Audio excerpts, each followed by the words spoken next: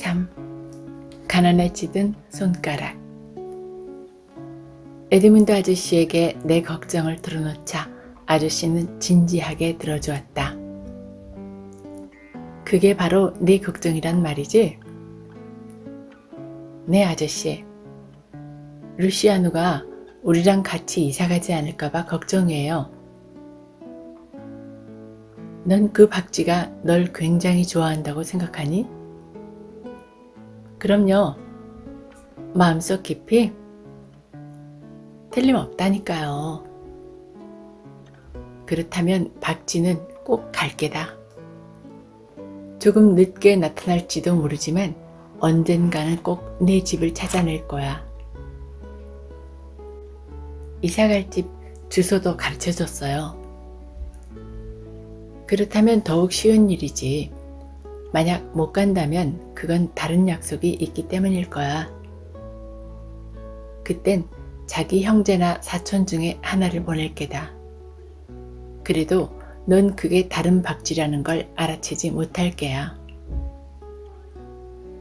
그래도 여전히 걱정이 남았다. 루시아누가 글을 읽을 줄 모른다면 집 주소가 무슨 소용이 있을까? 작은 새나 사마귀나 나비 같은 것들에게 물어서 온다면 모를까? 걱정 마라, 제제. 박쥐는 방향 감각이 있으니까. 뭐가 있다고요, 아저씨? 아저씨는 방향 감각이 무엇인지 설명해 주었다. 난 아저씨의 해박한 지식에 감탄하지 않을 수 없었다. 걱정거리가 사라지자 나는 사람들에게 우리 집이 이사한다는 소식을 전해주려고 거리로 나왔다. 어른들은 모두들 기뻐해 주었다. 너희 이사하니 제제? 잘 됐네. 다행이야. 이제 한시름 놓겠다. 별 반응을 보이지 않은 사람은 비리끼뉴 뿐이었다. 길 건너편이라 다행이야. 우리 집 근처거든. 그런데 내가 얘기한 거 생각해 봤니? 언제라 그랬지? 내일 8시. 방쿠 카지노 정문 공장 주인이 장난감을 한 트럭 사라고 했다던데 너 갈 거지? 가야지. 루이스를 데리고 갈래. 그런데 나한테도 장난감을 줄까? 물론이지. 이렇게 콩할 만한데. 넌 네가 어른이라고 생각해? 비리끼뉴가 내게 다가섰다. 그래서 나는 내가 아직도 매우 작다는 걸 알았다. 내가 생각했던 것보다 훨씬 더 말이다. 나도 장난감을 받을 수 있단 말이지. 그렇다면 지금 할 일이 있어. 내일 거기서 만나자. 난 집으로 돌아와 글로리아 누나 곁을 맴돌았다. 왜 그래? 누나가 우릴 좀 데려다줘. 장난감을 산더미같이 실은 트럭이 시내에서 온대. 쓸데없는 소리 마, 제제. 난 할 일이 태산 같아. 옷도 다려야 하고 잔디라 언니 이삿짐 싸는 것도 도와줘야 해. 부엌 일도 해야 하고. 헤알링고시에서 사관생도들이 잔뜩 온대. 누나는 자신이 루디라고 부르는 영화배우 루돌프 발렌티노 사진 모으기 말고도 사관생도라면 무조건 좋아하는 버릇이 있었다. 사관생도들이 아침 8시에 어떻게 오니? 내가 바본 줄 알아? 나가 놀기나 해, 제제. 그래도 난 나가지 않았다. 알잖아, 누나. 나는 안 가도 괜찮아. 하지만 루이스한테 데려다 주겠다고 약속했단 말이야. 걔는 아직 어려. 그 나이엔 크리스마스 생각만 한단 말이야. 제제, 못 간다고 말했잖아. 그리고 루이스 핑계대지 마. 정말 가고 싶은 건 너잖아. 살다 보면 크리스마스는 해마다 있어. 만일 내가 죽으면? 그럼 이번 크리스마스에 선물도 못 받고 죽는 거야? 넌 그렇게 일찍 죽지 않아. 이 아저씨야. 에드문드 아저씨나 베네딕토 아저씨보다 곱절은 더 살걸? 그러니까 이제 그만하고 나가노라. 그래도 난 나가지 않고 계속 누나 앞을 알짱거렸다. 누나가 옷장에 무언가를 가지러 갈 때는 흔들 의자에 앉아 애원하는 눈빛으로 바라보았다.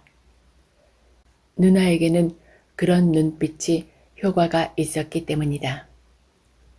누나가 세탁장에 물을 뜨러 갈 때는 문지방에 앉아 애처로운 눈빛을 보냈다. 또 빨랫감을 가지러 방으로 갈 때는 침대에 앉아 턱을 괴고 가여운 눈으로 쳐다보았다. 그러자 누나는 폭발하고 말았다. 그만해 제제. 몇 번이나 못 간다고 그랬니? 제발 약 올리지 말고 나가노라. 그래도 난 나가지 않았다. 아니, 나가지 않으려 했다는 편이 옳겠다. 왜냐하면 누나가 나를 반짝 들어서 문 밖 뒷뜰에 내려놓았기 때문이다. 그리고 누나는 안으로 들어가 부엌 문과 거실 문을 닫아버렸다. 그래도 난 포기하지 않았다. 누나가 지나가는 창문마다 쫓아다니며 얼굴을 내밀었다. 누나는 집안 먼지를 털고 침대 정리를 하면서 나와 눈길이 마주치기만 하면 그 창문을 닫아버렸다. 그래서 결국 집안 문이란 문은 모두 닫혔다. 야, 나쁜 마녀야. 억센털 러시아 고양이. 너는 사관생도한테는 절대 시집 못 갈 거야. 군화 닦을 돈도 없는 가난뱅이 졸병하거나 결혼해라. 쓸데없이 시간만 낭비한 데에 화가 잔뜩 나서 집 밖으로 나왔다. 길에서는 나르디뉴가 무언가를 가지고 놀고 있었다. 넋이 빠진 듯 쪼그려 앉아 무언가를 뚫어져라 보고 있었다. 나는 가까이 다가갔다. 지금까지 내가 본 것 중에 가장 큰 딱정벌레를 성냥갑에 묶어 수레를 만든 것이었다. 우와, 엄청 크지? 바꾸자. 뭐하고? 그림 딱지하고. 몇 장? 2장. 웃기네. 이렇게 큰 딱정벌레를 고작 딱지 2장하고 바꾸자고?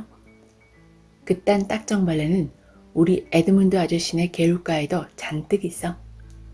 3장 주면 바꿀게. 좋아, 대신 고르긴 없다. 그럼 싫어. 최소한 2장은 골라야지. 좋아. 나는 여러 장 있는 라우라 라플란테 딱지를 한 장 주었고 그는 후트 깁슨과 패치 루드밀러를 골랐다. 나는 딱정벌레를 받아 호주머니에 넣고 그 자리를 떠났다. 빨리 해, 루이스. 글로리아 누나는 빵 사러 갔고 잔디라 누나는 흔들리자에서 책을 보고 있어. 우리는 서로의 몸을 부대끼며 좁은 골마리로 나갔다. 난 동생의 오줌을 누렸다. 실컷 너 대낮에 길거리에다 실례할 수는 없잖아. 그리고 세탁대로 가서 동생의 얼굴을 씻겼다. 나도 세수를 하고 방으로 돌아왔다. 그 다음엔 소리 없이 동생의 옷을 갈아입히고 신발도 신겼다. 거지 같은 양말은 거치적거리기만 했다. 동생이 입은 파란 양복의 단추를 채워주고서 빛을 찾았다. 동생의 머리는 좀처럼 차분해지지 않았다. 무슨 수를 써야 할 것 같았다. 사방을 둘러보았지만 쓸만한 것이 없었다. 포마드도 머리기름도 없었다. 부엌으로 가서 손끝에 돼지기름을 약간 묻혀왔다. 그리고 손바닥을 비벼 먼저 냄새를 맡았다. 고약한 냄새는 안 나. 동생 머리에 기름을 바르고 빗질을 하니 머리 모양이 아주 예뻐졌다. 수북한 곱슬머리 타르는 마치 양을 등에 업은 성 요한 같아 보였다. 옷 구겨지지 않게 거기 가만히 서 있어. 나도 옷 입을 테니까. 난 바지와 흰 셔츠를 입는 동안에도 동생에게서 눈을 떼지 않았다. 무지무지 예쁘다. 우리 방쿠시에서 너만큼 예쁜 애는 없을 거야. 나는 이듬해 입학할 때까지 아껴 신어야 할 운동화를 신었다. 그러면서도 계속 루이스를 바라보았다. 예쁘게 잘 꾸며서인지 조금 자란 아기 예수와 분간이 안 될 정도였다. 저엔 틀림없이 많은 선물을 얻을 거야. 장담할 수 있어. 사람들이 저 애를 보면. 나는 가슴이 두근거렸다. 글로리아 누나가 막 돌아와 탁자 위에 빵을 올려놓았다. 빵을 사온 날에는 포장지 소리만 들어도 알 수 있었다. 우리는 손을 잡고 나와 누나 앞에 섰다. 얘 아주 예쁘지? 꾸두이야, 내가 차려줬어. 누나는 화를 내는 대신 문에 몸을 기대고 위를 쳐다보았다. 머리를 내렸을 때 누나의 두 눈에는 눈물이 가득 고여 있었다. 너도 아주 예뻐, 제제. 누나는 무릎을 꿇어 내 머리를 품에 안아주었다. 맙소사, 어떤 사람들에겐 산다는 게 왜 이렇게 힘든 걸까? 누나는 슬픔을 가누고 우리의 차림새를 매만져 주었다. 너희들을 데려다 줄 수 없다고 내가 말했지? 정말 데려다 줄 수 없어, 제제. 난 할 일이 너무 많아. 우선 아침을 먹으면서 생각해보자. 내가 데려다 주고 싶어도 난 몸치장할 시간도 없어. 누나는 머그잔을 내어놓고 빵을 잘랐다. 그러면서도 계속 우리를 애처롭게 바라보았다. 그까지 싸구려 고물 장난감을 얻자고 이런 고생을 해야 하다니. 그 사람들이 가난한 사람들에게 좋은 물건을 줄 리도 없잖아. 가난한 사람들이 얼마나 많은데. 잠시 중단하였다가 계속했다. 어쩌면 이번이 마지막 기회일지도 몰라. 너희들이 가겠다면 나도 말릴 수 없어. 그런데 어쩌지? 너희들은 너무 어려. 내가 잘 데리고 갈게. 손을 꼭 잡고 잠시도 놓지 않을게. 누나, 휴 상파울루 간 고속도로도 건널 필요가 없어. 그래도 위험해. 아니야, 괜찮아. 난 방향 감각이 있단 말이야. 누나는 슬픔 속에서도 웃음을 감추지 못했다. 누가 그런 말을 가르쳐줬어? 에드문드 아저씨. 아저씨 말씀이 루시아누는 방향 감각이 있대. 나보다 작은 루시아누에게 방향 감각이 있다면 훨씬 더 큰 나는. 잔디라 언니한테 얘기해 볼게.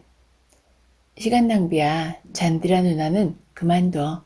잔디라 누나는 소설이나 보고 남자친구 생각만 하잖아. 누나는 아마 신경도 안 쓸 거야. 이렇게 하자. 우선 아침을 마저 먹고 대문 앞으로 나가자. 만약에 아는 사람 중에 그쪽으로 가는 사람이 있으면 내가 너희들을 데려다 달라고 부탁할게. 늦을까봐 나는 빵도 먹고 싶지 않았다. 우리는 대문으로 나갔다. 사람은 아무도 지나가지 않고 시간만 지나갔다. 드디어 한 사람이 나타났다.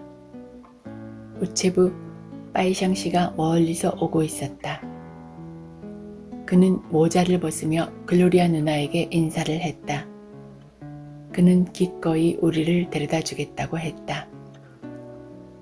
글로리아 누나는 루이스와 내게 키스를 해주고는 모은맨 소리로 웃으며 말했다. 가난뱅이 졸병과 군화가 어떻다고? 거짓말이야. 진심이 아니었어. 누나는 어깨에 별이 잔뜩 달린 공군 소령하고 결혼할 거야. 왜 너희들 뚜뚜까랑 가지 않니? 뚜뚜까 형은 안 간대. 우리가 짐이 되니까 싫은가 봐. 우리는 출발했다. 빠이샹 씨는 우리를 앞서 걷게 했다. 그리고 집집마다 편지를 전해준 뒤 발걸음을 재촉해 우리들을 따라잡았다. 우리는 계속 그런 식으로 나아갔다. 그런데 휴 상파울루 간 고속도로에 다다르자 그는 웃는 얼굴로 말했다. 얘들아, 나는 매우 바쁘단다. 그런데 너희들 때문에 내 일이 자꾸 늦어지고 있거든. 이젠 위험한 길도 없으니까 너희들끼리 그쪽으로 쭉 가거라. 그리고는 편지와 종이 뭉치를 겨드랑이에 끼고 급히 가버렸다.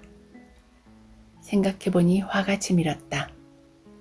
비겁한 녀석, 우릴 데려다주겠다고 글로리아 누나에게 약속했으면서 이제 와서 어린애들을 길거리에 내버리고 가다니. 나는 루이스의 손을 더 꼭 잡았다. 그리고 계속 걸었다. 동생은 지치기 시작했다. 걸음이 점점 느려졌다. 힘내, 루이스. 거의 다 왔어. 장난감이 많이 있대. 루이스는 조금 빨리 걷는가 싶더니 이내 다시 처졌다. 제재형 힘들어. 조금만 안아줄까? 나는 팔을 벌린 동생을 안고 얼마 동안 걸어갔다. 동생은 납덩이처럼 무거웠다. 프레그레스 거리에 이르렀을 땐 오히려 내가 숨을 헐떡였다. 이젠 너 혼자 조금 걸어봐. 교회 종이 8시를 알리고 있었다. 어떡하지? 7시 반까지는 갔어야 했는데. 하지만 걱정 마. 사람들도 많고 장난감도 남았을 거야. 한 트럭 가득 싣고 온다고 했어. 형, 나 발 아파. 나는 무릎을 꿇었다. 신발끈을 약간 느슨하게 하면 나아질 거야. 우리의 발걸음은 점점 더 느려졌다. 아무리 가도 시장은 나타나지 않았다. 시장을 지나서도 초등학교를 거쳐 오른쪽으로 돌아가야 방콕카지노 거리가 나온다. 설상가상으로 시간은 나는 듯이 흘러갔다. 우리는 거의 녹초가 되어 도착했다. 그러나 그곳엔 아무도 없었다. 장난감을 나눠준 흔적조차 없었다. 아니, 있기는 있었다. 장난감을 쌌던 포장지들이 구겨진 채 길바닥에 널브러져 있었다. 모래밭은 찢어진 포장지들로 알록달록했다. 내 가슴은 걱정으로 두근대기 시작했다. 우리는 카지노 앞에 다다랐다. 그리고 카지노의 문을 닫고 있는 꽃기뉴 씨와 마주쳤다. 나는 벌겋게 들뜬 얼굴로 물었다. 꽃기뉴 아저씨, 벌써 다 끝났어요? 다 끝났다, 제제. 너희들 너무 늦게 왔구나. 사람들로 홍수를 이루었단다. 그는 한쪽 문을 닫고는 착한 사람 특유의 미소를 지어 보였다. 아무것도 남지 않았단다. 내 조카들 줄 것도 못 남겼어. 그리고는 나머지 문을 마저 닫고 거리로 나왔다. 내년엔 좀 더 일찍 오도록 해라, 잠꾸러기들아. 괜찮아요. 사실은 괜찮지 않았다. 너무도 슬프고 실망스러워서 이런 일을 당하느니 차라리 죽고만 싶었다. 여기 앉아서 좀 쉬자. 목말라, 형. 루젠베르그 빵집에서 물 한 컵 얻어다 줄게. 한 컵이면 둘이 실컷 마실 수 있을 거야. 그제서야 동생은 모든 비극을 알아챈 듯했다. 입을 불쑥 내밀고 눈물을 글썽이며 말없이 나를 바라보았다. 걱정 마, 루이스. 너 내 망아지 달빛 알지? 내가 또또까 형한테 막대기를 고쳐달라고 부탁해서 크리스마스 선물로 줄게. 루이스는 소리를 내어 울었다. 그러지 마, 루이스. 울지 마. 넌 왕이야. 아빠가 그러시는데 내 이름을 루이스라 지은 건 그게 왕의 이름이기 때문이래. 왕이 길바닥에서 울 수 있어? 더군다나 남들 앞에서, 응? 나는 동생의 머리를 가슴에 안고 곱슬머리를 쓰다듬어 주었다. 내가 이 다음에 크면 마누엘 발라다리스시 것 같은 멋진 차를 사줄게. 포르투갈 사람 말이야. 생각나? 우리가 저번에 망가르치바를 전송하려고 역에 갔을 때 우리 곁을 스쳐간 사람 있잖아. 그런 멋진 차에 선물을 가득 실어서 너만 줄게. 왕은 우는 거 아니야. 그러니까 울지 마. 알았지? 내 가슴은 안쓰러움으로 터질 것만 같았다. 꼭 사주겠다고 맹세할게. 사람을 죽이거나 훔치기라도 해서. 이 말은 내 마음속의 작은 새가 한 것이 아니었다. 그것은 분명히 내 마음의 소리였다. 왜 이래야만 할까? 어째서 착한 아기 예수는 날 싫어하는 거지? 외양간이 당나귀나 소들까지도 좋아하면서 왜 나만 싫어하냐고. 내가 악마 같아서 벌을 주는 건가? 만약 내게 벌을 주는 거라면 내 동생 루이스에게는 왜 선물을 주지 않는 거야? 말도 안 돼. 루이스는 이렇게 천사 같은데. 하늘의 천사도 우리 루이스만큼 착하진 못해. 그러자 바보처럼 눈물이 흘러내렸다. 제재형 울어? 금방 괜찮아질 거야. 그리고 난 너처럼 왕도 아니고 아무짝에도 쓸모없는 애잖아. 난 아주 나쁜 애야. 정말 나쁜 애. 그래서 그래. 뚜뚜까 형, 새 집에 가봤어? 아니, 넌? 틈나는 대로 자주. 웬 정성이야? 민기뉴가 잘 있는지 궁금해서. 민기뉴는 또 어떤 악마야? 내 라임 오렌지 나무야. 썩 어울리는 이름인걸. 넌 이름 짓는 데는 뭔가 있어. 형은 씩 웃고는 망아지 달빛이 새로운 몸이 될 막대기를 계속 갈았다. 그래, 어떻든 조금도 잘하지 않는 것 같아. 그렇게 밤낮 쳐다보고 있으면 잘하지 않아. 어때, 예쁘게 되어가지? 이런 막대기를 만들어 달라는 거였지? 형은 어떻게 뭐든지 그렇게 잘 만들어? 형은 새장, 닭장, 울타리, 작은 문 모두 만들었잖아. 누구나 다 나비 넥타이를 맨 시인이 되려고 태어나는 게 아니잖아. 그리고 너도 맘만 먹으면 배울 수 있어. 아니야, 그런 건 소질이 있어야 해. 형은 잠시 손을 멈췄다. 그리고 에드문드 아저씨가 내게 새로 가르쳐 주었음직한 이 말이 못마땅하다는 듯 웃었다. 부엌에는 진주냐 할머니가 와서 포도주에 적신 빵을 만들고 있었다. 크리스마스 성찬이었다. 그게 전부였다. 그래도 나는 뚜뚜까 형에게 이렇게 말했다. 그래도 저런 것마저 못 먹는 사람들도 있어. 그리고 에드문드 아저씨가 내일 점심에 먹을 과일 샐러드랑 포도주 살 돈도 주셨어. 뚜뚜까 형은 방콕 카지노에서 우리가 겪었던 일을 알고 있었는지 공짜로 내 부탁을 들어주었다. 적어도 루이스만은 선물을 받을 수 있게 되었다. 낡고 손때 묻은 것이긴 하지만 내가 가장 아끼는 멋진 것이다. 뚜뚜까 형, 왜? 우린 정말 크리스마스에 산타 할아버지한테 아무 선물도 못 받을까? 못 받을 거야. 솔직히 말해봐. 형도 다른 사람들이 말하는 것처럼 내가 그렇게 나쁜 아이라고 생각해?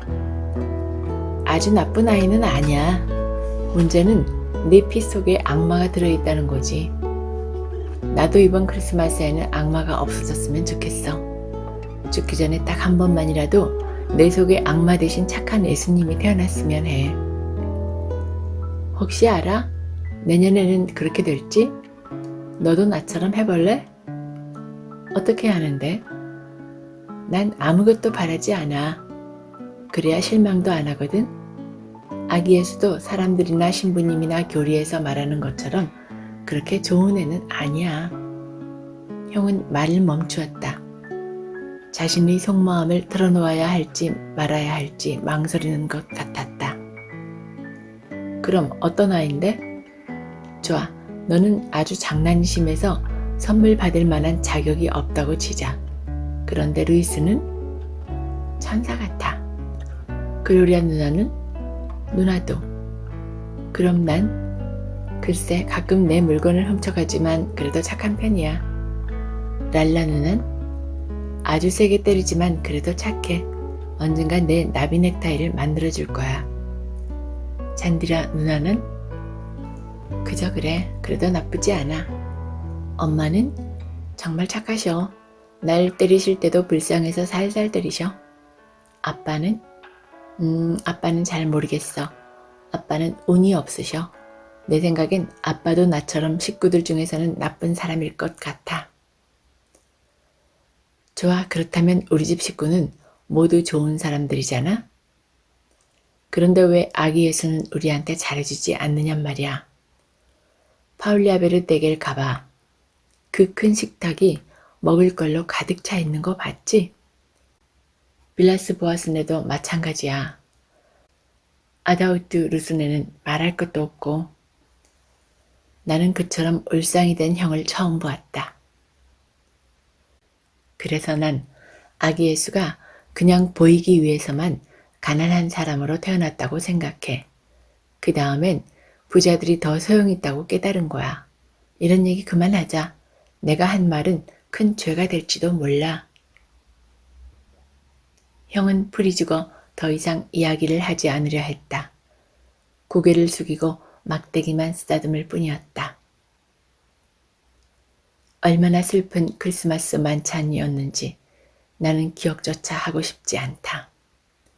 모두들 아무 말 없이 음식을 먹었다. 아빠는 빵만 조금 맛보았을 따름이다.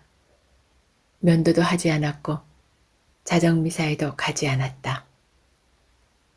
그보다 더 슬픈 일은 아무도 이야기를 하려 하지 않았다는 것이다. 아기 예수의 탄생을 축하하는 날이라기보다는 죽음을 슬퍼하는 날 같았다. 아빠는 모자를 집어들고 밖으로 나가버렸다. 나간다는 말도 성탄을 축하한다는 말도 없이 슬리퍼를 신은 채 그렇게 나가버렸다. 그래서 남아있는 사람들도 서로에게 메리 크리스마스라는 말을 하지 못한 것 같았다. 진진이 할머니는 손수건을 꺼내 눈물을 닦으며 에드문드 아저씨에게 돌아가자고 했다. 에드문드 아저씨는 뚜뚜과 형과 나에게 500에이스짜리 동전을 주었다. 더 주고 싶었지만 그럴 돈이 없는 것 같았다. 아니면 우리보다는 당신 자식들에게 더 주고 싶었는지도 모른다. 난 아저씨를 껴안아 주었다. 그것이 크리스마스 밤의 유일한 포옹이었다. 아무도 껴안으려고 하지 않았고 덕담도 해주지 않았다. 엄마는 방으로 들어가 버렸다. 숨어서 울고 있는 게 분명했다. 다른 사람들도 울고 싶은 마음이었을 것이다. 랄라 누나는 에드문드 아저씨와 진진이 할머니를 문간까지 배웅했다. 그리고 천천히 걸어가는 두 분의 뒷모습을 바라보며 중얼거렸다. 이런 일을 견디시기에는 두 분 다 너무 늙고 지치셨어. 더 슬픈 일은 성당의 밝은 종소리가 밤을 채우고 있다는 사실이었다. 게다가 폭죽은 하느님이 다른 이들의 행복을 굽어보실 수 있게끔 하늘을 수놓고 있었다. 우리가 집 안으로 들어왔을 때 글로리아 누나와 잔디라 누나는 접시를 닫고 있었다.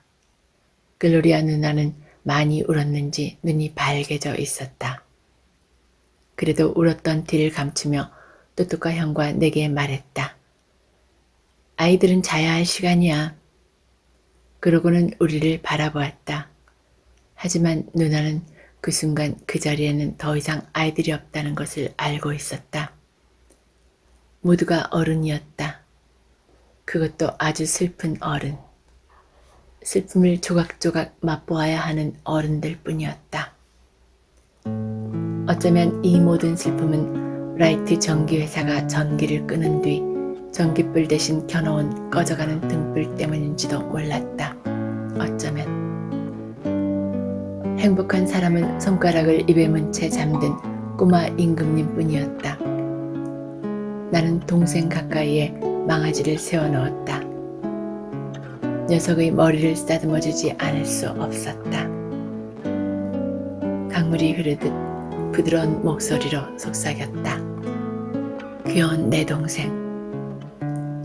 온 집안이 어둠에 잠겼을 때 나는 낮은 목소리로 형에게 물었다. 빵 맛있었지? 안 그래, 똑똑아 형? 모르겠어. 안 먹었어. 왜? 목에 걸려서 아무것도 먹을 수가 없었어. 이제 자자. 자고 나면 다 잊게 돼. 나는 침대에서 일어나 바스락거렸다. 어딜 가려고 그래, 제제? 문 밖에 운동화를 내놓으려고. 그러지 마. 내놓지 않는 게 차라리 나아. 내놓을 거야. 혹시 알아? 기적이 일어날지. 있잖아, 형. 난 선물을 받고 싶어. 딱 하나만이라도 아주 새 거로. 나만이것 말이야. 형은 내게 등을 돌려 베개 밑에 머리를 파묻었다. 잠에서 깨기가 무섭게 나는 뚜뚜까 형을 불렀다. 형, 내다보자. 있을 거야. 나라면 보지 않겠다. 그래도 난 볼래. 난 방문을 열어젖혔다. 그러나 기대와는 달리 운동화는 텅 비어 있었다. 뚜뚜까 형이 눈을 비비며 다가왔다. 내가 뭘 했니? 온갖 감정이 뒤섞여 북받쳐 올랐다. 그것은 증오와 반항과 슬픔이었다. 참을 수가 없어 나도 모르게 소리쳤다. 아빠가 가난뱅이라서 진짜 싫어. 운동화를 떠난 눈길은 그 옆에 놓인 슬리퍼로 옮겨갔다. 아빠가 우리를 내려다보고 있었다. 아빠의 눈은 슬픔으로 굉장히 커져 있었다. 눈이 커지고 커져서 방구 극장의 스크린만해 보였다. 마음의 쓰라림이 너무나 커서 울고 싶어도 울 수 없는 그런 눈이었다. 아빠는 잠시 우리를 멍하니 바라보다가 말없이 지나쳐 갔다. 우리는 아무 말도 못하고 얼어붙어 있었다. 아빠는 서랍장 위에 놓인 모자를 짚고는 다시 나가버렸다. 그제서야 뚝뚝과 형이 내 팔을 때렸다. 넌 정말 나쁜 놈이야. 제제, 뱀 같은 녀석. 그러니까 형은 감정이 북받쳐 오르는지 입을 다물었다. 아빠가 거기 계신 줄 몰랐어. 나쁜 자식, 감정도 없는 놈. 너도 아빠가 오래전부터 실직자라는 걸 알잖아. 내가 어제 음식을 삼킬 수 없었던 것도 아빠 때문이야. 너도 이 다음에 자식이 생기면 이럴 때 마음이 얼마나 아픈지 알게 될 거야. 나는 울음을 참을 수 없었다. 난 아빠를 못 봤어, 형. 정말 못 봤어. 내 앞에서 꺼져. 넌 역시 아무짝에도 쓸모없는 놈이야. 꺼져버려. 나는 길거리로 뛰쳐나가 아빠의 다리에 매달려 실컷 울고 싶었다. 그리고 내가 정말 나쁜 애였다고 말하고 싶었다. 그러나 난 어떻게 해야 좋을지 몰라 가만히 서 있을 수밖에 없었다. 침대에 앉아 여전히 텅 빈 채로 같은 자리에 놓여있는 운동화를 바라보았다. 갈피를 못 잡고 흔들리는 내 마음처럼 텅 비어있는 운동화를. 세상에 어째서 내가 그런 말을 했을까? 더군다나 오늘 같은 날. 모두들 슬퍼하는 이때에 어째서 난 못된 짓을 했을까? 점심 땐 무슨 낯으로 아빠를 뵙지? 과일 샐러드도 못 삼킬 거야. 극장 스크린처럼 큰 아빠의 눈동자가 나를 쫓아다니며 쳐다보았다. 눈을 감아도 그 큰 눈이 보였다. 발꿈치에 구두 닦기 통이 부딪혔다.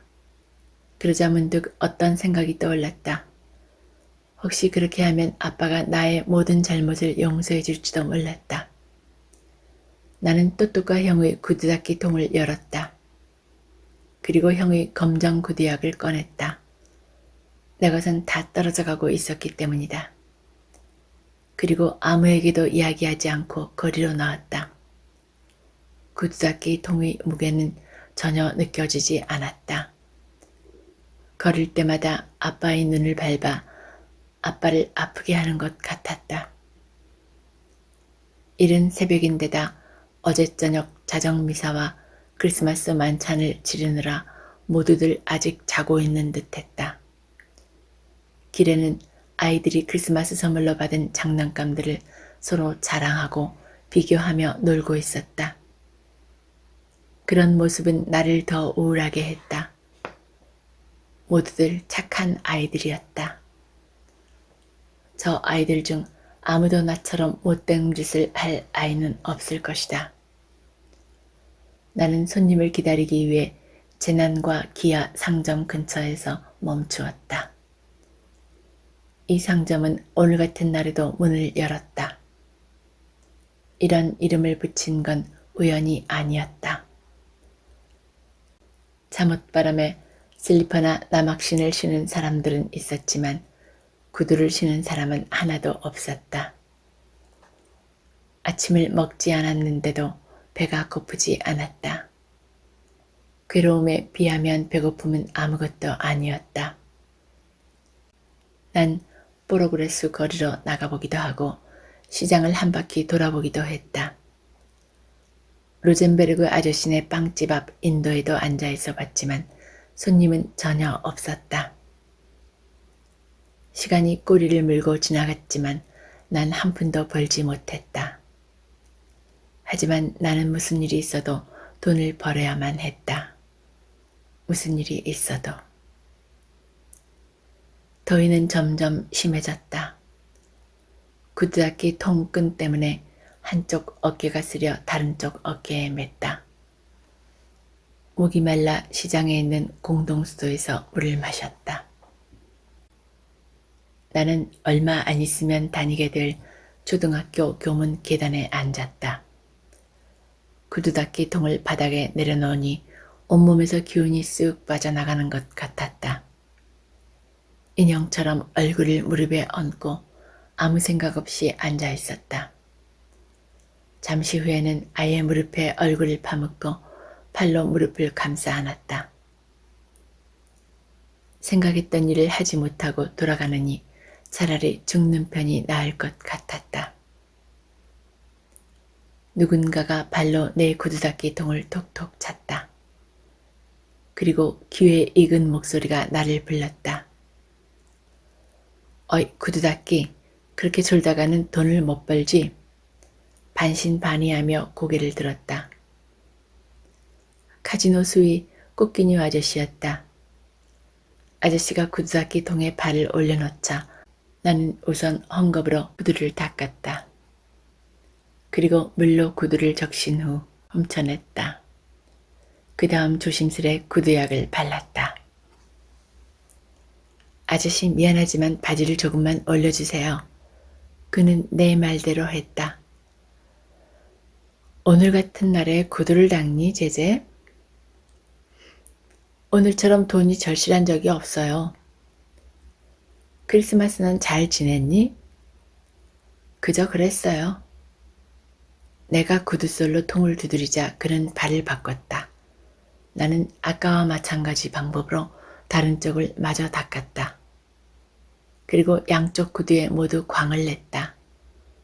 구두를 다 닦고 난 뒤 통을 두드리자 그는 발을 내려놓았다. 얼마지, 제제? 200 헤이스예요. 겨우 200 헤이스만 받아? 모두들 400 헤이스를 받는데 인류 구두 닦기가 되면 그렇게 받을 거예요. 그렇지만 당분간은 아니에요.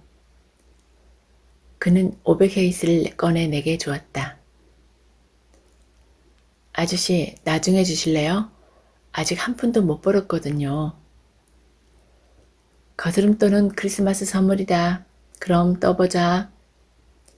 그는 아마도 사흘 전 있었던 그 일 때문에 구두를 닦은 것 같았다. 주머니에 돈이 생기자 잠시 기운이 솟는 듯 했지만 그것도 그리 오래 가지는 않았다. 이미 오후 2시가 넘었고 사람들도 제법 많이 오갔지만 구두를 닦겠다는 사람은 없었다. 아무도 돈을 내고 구두의 먼지를 떨어내려 하지 않았다. 나는 히우 상파울루 고속도로 근처의 전봇대 주변을 서성거리며 이따금 여린 목소리로 외쳐댔다. 구두 닦으세요, 손님. 구두 닦으세요, 아저씨. 가난한 사람들이 크리스마스를 잘 보낼 수 있게 도움도 주세요. 고급 승용차 한 대가 가까이 멈춰 섰다. 별로 기대는 하지 않았지만 기회를 놓치지 않고 소리쳤다. 크리스마스인데 가난한 사람들을 좀 도와주세요, 사장님. 잘 차려입은 부인과 뒷자리에 앉아있던 아이들이 나를 내다보았다. 그 부인의 마음이 동요된 것 같았다. 가엾어라, 저렇게 어린애가. 어쩜 저렇게 가난하대요. 아르투르, 쟤를 좀 도와주세요. 그러자 남자는 의심스럽다는 듯 나를 훑어보았다. 야근 녀석들이 장깨를 부리는 거야. 어리다는 것하고 오늘이 크리스마스라는 걸 이용하고 있는 거라고. 그래도 전 뭘 좀 줘야겠어요. 이리 와라, 꼬마야. 그리고 핸드백을 열어 창 너머로 손을 내밀었다. 고맙지만 싫어요. 저는 속이고 있는 게 아니에요. 돈이 정말로 필요하니까 크리스마스에도 일하는 거예요. 나는 구두닦이 통을 어깨에 둘러매고 천천히 걸어갔다. 화낼 기운도 없었다. 그러자 차 문이 열리고 소년 하나가 내 쪽으로 달려왔다. 자, 받아. 네가 거짓말쟁이가 아니라는 걸 믿는다면서 엄마가 전해주래. 소년은 내 호주머니에 500 헤이스를 넣어주고는 내가 고맙다는 말을 건넬 틈도 주지 않고 가버렸다. 멀어지는 자동차의 엔진 소리만이 남았다. 이미 4시가 넘었다. 나의 마음을 무겁게 하는 아빠의 눈은 계속 나를 쫓아다녔다. 집으로 돌아가기로 마음먹었다. 10도 수당으로는 아무것도 할 수 없었지만 어쩌면 재난과 기아 상점에서 값을 깎아줄지도 모르고 나머지를 외상으로 해줄지도 몰랐다. 그런데 어느 집 울타리의 한 모퉁이에서 무엇인가가 내 시선을 끌었다. 구멍난 검정 스타킹이었다. 몸을 굽혀 그것을 집어들었다. 손에 감아보니 아주 간다랗게 되었다. 뱀으로는 적격이라고 생각하며 구두닦이 통에 넣었다. 난 꾹 참아야만 했다. 다른 날 하자. 오늘 하면 정말 큰일 나. 빌라스보아스댁 앞에 이르렀다. 너른 정원의 바닥은 시멘트로 잘 포장되어 있었다. 세르지뉴가 멋진 자전거를 타고 화단 사이를 돌고 있었다. 난 대문 장살 사이에 얼굴을 들이밀고 그 모습을 지켜보았다. 자전거에는 붉은 바탕에 노란색과 파란색 줄무늬가 그려져 있었다. 알루미늄으로 된 몸통은 눈부시게 반짝였다. 세르지뉴는 나를 발견하고 보라는 듯이 속도를 냈다가 커브도 돌고 끽 소리를 내며 브레이크도 걸었다. 그러다가 내게 다가왔다. 마음에 드니? 이 세상에서 제일 멋진 자전거야. 대문 가까이로 오면 더 잘 보일 거야. 세르지뉴는 토토카 형과 동갑내기로 같은 반 친구였다. 세르지뉴는 에나멜 칠을 한 구두에 흰 양말을 신고 빨간 멜빵까지 메고 있었다. 그 모습을 보니 맨발인 내 자신이 부끄러웠다. 게다가 구두는 모든 게 비칠 정도였다. 아빠의 눈마저 구두에 비치고 있는 것 같았다. 나는 마른 침을 삼켰다. 무슨 일 있어, 제제? 너 이상하다. 아니야, 아무 일도 없어. 가까이서 보면 자전거가 더 멋있을 것 같아. 크리스마스 선물 많이 받았어? 응. 그는 더 자세히 얘기하려고 자전거에서 내려 대문을 열었다. 엄청 많이 받았어. 전축 한 대랑 양복 3벌이랑 동화책 여러 권, 긴 색연필 한 다스, 그리고 장난감 한 상자랑 프로펠러로 움직이는 비행기, 그리고 하얀 돛담배. 난 고개를 숙였다. 그리고 또뚜까 형이 말한 부자를 좋아하는 소년 예수를 생각했다. 왜 그래, 제제? 아무 일도 아냐. 참, 너도 많이 받았니? 나는 차마 대답은 못하고 고개만 가로저었다. 진짜? 진짜 아무것도 받지 못했단 말이야? 우리 집은 올해 크리스마스를 지내지 않아. 아빠가 아직도 일자리를 못 구하셔서. 있을 수 없는 일이야.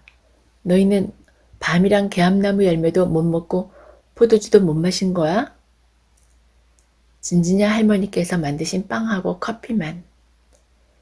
세르지뉴가 무언가를 골몰이 생각했다. 제제, 만일 내가 널 초대한다면 들어올래? 그가 무슨 생각을 하는지 짐작이 갔다. 아무것도 먹진 못했지만 그래도 마음이 내키지 않았다. 들어가자. 엄마가 한 상 차려주실 거야. 케이크도 많아. 난 모험을 하고 싶지 않았다. 최근 며칠 동안 얼마나 많은 괄시를 받았던가. 지저분한 애를 집안에 들이지 말라고 하지 않았니? 라는 말을 들은 것이 한두 번이 아니었다. 아냐, 고맙지만 싫어. 좋아, 그러면 내가 우리 엄마한테 밤을 한 뭉치 싸달라고 할게. 네 동생 갖다 줄래? 아냐, 가져갈 수 없어. 난 일을 끝내야 해. 세르지뉴는 그제서야 내가 깔고 앉아 있는 것이 구두 닦기 통이라는 것을 알아보았다. 하지만 크리스마스에 구두를 닦으려는 사람은 없을 텐데. 하루 종일 돌아다녔는데 겨우 10도수당 벌었어.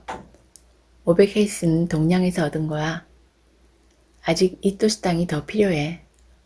뭐 하려고 제제? 얘기할 수 없어. 그런데 꼭 필요해. 세르지뉴가 씩 웃더니 아주 너그러운 제안을 내놓았다. 너 내 구두 닦아줄래? 그럼 10도수당 줄게. 그건 곤란해. 난 친구한텐 돈을 안 받거든. 그럼 내가 돈을 주면? 아니 200헤이스를 빌려주는 건 어때? 천천히 갚아도 돼? 언제라도 좋아. 나중에 구슬로 갚아도 되고. 그렇다면 좋아. 그는 주머니에 손을 넣어 동전 두 잎을 꺼내주었다. 걱정하지 마. 난 돈을 많이 받았으니까. 저금통이 꽉 찰 정도거든. 나는 자전거 바퀴를 손으로 쓸어보았다. 진짜 멋있어. 네가 커서 자전거를 탈 수 있게 되면 빌려줄게. 알았지? 알았어. 나는 구두닦이 동을 달그락거리며 재난과 기아 상점으로 온몸을 흔들며 달려갔다. 문을 닫았을까봐 걱정이 되어 총알처럼 가게 안으로 뛰어들어갔다. 아저씨, 그 비싼 담배 아직도 남아있어요? 그는 내 손에 들린 돈을 보고 담배 두 갑을 집어들었다. 설마 네가 피우려는 건 아니겠지, 제제? 뒤에서 한마디 들려왔다. 무슨 소리야, 이렇게 어린애한테. 가게 주인은 돌아보지도 않고 웃으며 말했다. 자네가 이 손님을 몰라서 그래. 이 손님은 상상을 초월해. 아빠 드릴 거예요. 손바닥에 담뱃갑을 올려놓고 이리저리 만져보니 기분이 나아졌다. 이게 좋을까요? 저게 좋을까요? 그거야 네 마음이지. 아빠께 이걸 성탄 선물로 드리려고 하루 종일 일했단 말이에요. 진짜냐, 제제? 아빠는 내게 뭘 주셨는데? 아무것도 못 주셨어요. 불쌍한 아빠. 아빠는 아직도 일자리를 못 구하셨거든요. 아저씨도 아시잖아요. 그는 감격한 것 같았다. 상점 안의 사람들도 아무 말도 하지 못했다. 만약 아저씨께서 받으신다면 어느 것이 좋겠어요? 둘 다 좋을 거야. 이렇게 애써 마련한 선물을 좋아하지 않을 아빠는 없단다. 그럼 이걸로 싸주세요. 주인은 담배를 쌌다. 포장된 것을 내게 건네줄 때는 약간 머뭇거렸다. 무슨 말인가 하고 싶지만 못하는 것 같은 눈치였다. 내가 돈을 내자 그는 웃음을 지어 보였다. 고맙다 제제. 메리 크리스마스 아저씨. 나는 곧장 집으로 달려갔다. 날은 이미 어두워져 있었다. 부엌에만 희미한 호롱불이 켜져 있었다. 모두들 외출했는지 아빠 혼자 부엌 식탁에 앉아 텅 빈 벽을 바라보고 있었다. 아빠는 팔꿈치를 식탁 위에 올려놓고 손으로 턱을 괴고 있었다. 아빠, 왜 그러니 얘야? 아빠의 목소리에는 전혀 화난 기색이 없었다. 하루 종일 어디 갔었니? 나는 구두 닦기 통을 보여주었다. 그리고 통을 바닥에 내려놓고 주머니에서 포장된 담배를 꺼냈다. 아빠, 이것 보세요. 아빠 드리려고 아주 좋은 걸 샀어요. 아빠는 가격을 짐작하신 듯 빙그레 웃었다. 마음에 드세요? 가장 멋있는 거였어요. 아빠는 웃으며 담뱃갑을 뜯어서 냄새를 맡았다. 그러나 아무 말도 하지 않았다. 하나만 피워보세요, 아빠. 나는 불을 가지러 부엌으로 갔다. 성냥 하나를 그어 아빠의 입에 물린 담배에 불을 붙였다. 그리고 아빠가 담배 피우는 것을 보기 위해 한 걸음 뒤로 물러섰다. 이상한 기분이 들었다. 불 꺼진 성냥개비를 바닥에 버렸다. 그러자 마음속 깊은 곳에서 감정이 북받쳐 올랐다. 속이 찢어질 것 같았다. 온종일 나를 괴롭히던 그 커다란 고통이 모두 폭발하여 솟아올랐다. 나는 아빠를 바라보았다. 말쑥이 면도한 얼굴과 눈을 바라보았다. 내가 할 수 있었던 말은 단지 아빠, 아빠. 내 목소리는 눈물과 흐느낌 속으로 잦아들었다.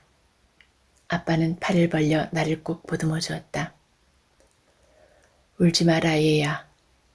그렇게 마음이 약해서야 일생 동안 울어야 할 일이 한이 없겠다. 아빠, 그럴 마음이 아니었어요. 그런 말을 할 생각은 전혀 없었어요. 안다. 알고 말고 네 말에도 일리가 있어서 화가 나지 않았다. 아빠는 내 등을 토닥여 주었다. 그리고 잠시 후 내 얼굴을 받쳐들고 옆에 놓여있던 냅킨으로 눈물을 닦아주었다. 이제 훨씬 나아졌구나. 나는 손을 뻗어 아빠의 얼굴을 쓰다듬었다. 그리고 커다란 스크린 같은 아빠의 눈을 예전처럼 돌려놓으려고 가볍게 손가락을 갖다 댔다. 그렇게 하지 않으면 일생 동안 그 눈이 나를 따라다닐 것만 같았다. 담배를 마저 피워야지. 나는 아직도 북받치는 감정에 목이 메어 더듬거렸다. 아빠가 절 때리시겠다면 반항하지 않겠어요. 막 때리셔도 좋아요. 알았다 제제, 이제 그만 됐다. 아빠는 나를 바닥에 내려놓았다. 나의 울음도 함께. 그리고 찬장에서 접시를 꺼냈다. 글로리아 누나가 너 주려고 과일 샐러드를 남겨두었다. 나는 좀채 삼킬 수가 없을 것 같았다. 아빠는 작은 숟가락으로 과일 샐러드를 내 입에 떠넣어 주었다. 이제 다 지난 일이야. 안 그러니 얘야? 나는 머리를 끄덕였지만 처음 몇 숟가락은 쓴맛이 났다. 내 흐느낌은 좀처럼 그치지 않았다.